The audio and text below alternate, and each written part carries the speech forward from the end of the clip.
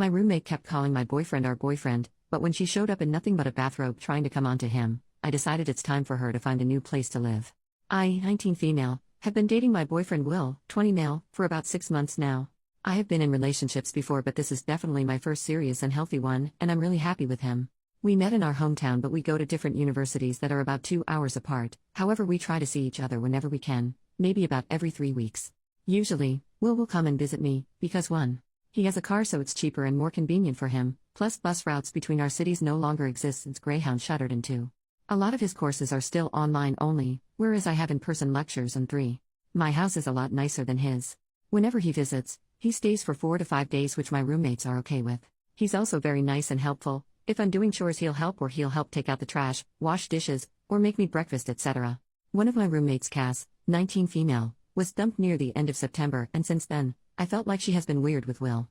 A few examples. 1. Sometimes he'll cook for me if I'm busy at school or working late at the lab, and oftentimes he'll make enough for my roommates too. Almost every time this happens, Cass makes comments about how he's so sweet and that she wishes she had someone like him and how her ex could never. Will and I usually reassure her and say she'll definitely find someone who'll treat her right, but she just looks at him expectantly. Expecting what? I don't know. 2. When he helps with manly stuff like taking out the trash, installing a hook in my room, moving heavy things, she always makes sure to linger around and comment about how strong he is and how I'm lucky to have such a fit partner. 3.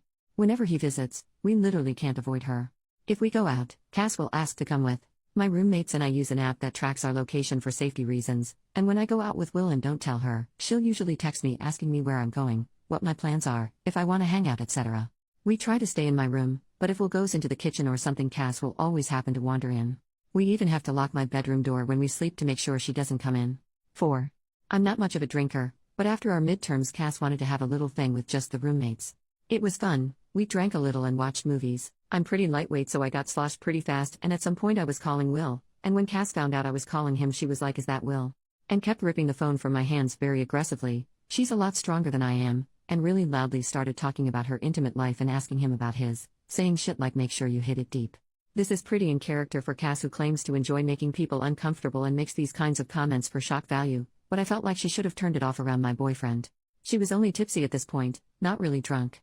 Overall, anytime he's nice to her, she'll say things like, "Haha, it's almost like you're my boyfriend," and whenever she refers to him around me, she'll call him our boyfriend as a joke, but I still feel weird about it. Will finds this all very uncomfortable and tries his best to avoid Cass as best he can or shut her down when she makes those comments. I'm not sure if I should bring it up with her, because on one hand, I'm very uncomfortable, but on the other hand, I feel like she'll just deny everything or say it's all for jokes and maybe get hostile with me. Any advice appreciated. Update. Hey there, a couple people were asking for an update, so here it is. I also found out this post blew up on TikTok, which is pretty funny because Cass has a crippling TikTok addiction. I read pretty much all the comments, discuss stuff with Will, and we decided that I'd try bringing it up with my other roommates, and if the behavior persisted while he was here, we'd try our best to shut the behavior down jokingly or by using social pressure. To give an idea of the timeline, I made my original post under a week before he was supposed to visit. So the following things happened. Before his visit, I was alone with one of my roommates, Jen, and I started to bring up Cass's behavior around Will. I didn't even get a sentence in before Jen stopped me and said, "I know. She's been weird." Apparently, Jen and our fourth roommate Eva have discussed this before, but they weren't sure if I even noticed because I didn't seem to react. Jen is definitely the closest to Cass. We all went to high school together, but I was only really friends with Eva at that time. She said she brought it up privately with Cass after Will's last visit, and Cass just did that thing where she talks and incoherently defends herself. Eva and Jen agreed to step in if crap got out of hand with her. Cass was very excited for Will's visit, and would say stuff like, "Oh, I can't wait to see him," or "just a few more days." I have a test from 7 to 9 p.m. on his second day here, and apparently she talked to Jen about picking out a movie for the two of them to watch while I wrote my biochem test. She settled on Sinister 2 for anyone wondering. Jen said that she was out of line, but again, Cass just incoherently defends herself. Every time she made comments like that, my roommates and I would just silently give her a look and say, okay, anyways, and change the subject, which seemed to at least make her self-conscious. During his visit, Cass was all over him as soon as he got here, pouting and saying, "Where's my hug?" Jen hugged her instead, and we used this time to escape into my room. Lol. Day 2 rolls around, and as soon as I'm out of the house, she tries to get Will to watch the movie with her, saying she really wants to watch it but doesn't think she can do it alone. Will politely declines and continues playing video games in my room, and she leaves. Throughout the rest of the visit, I'm firm with her, telling her she can't come on our dates, saying she's being weird when she makes comments about how hot he is or how he's our boyfriend. Will has also done what one commenter suggested and just point blank say that he's my boyfriend and that he'll never be hers.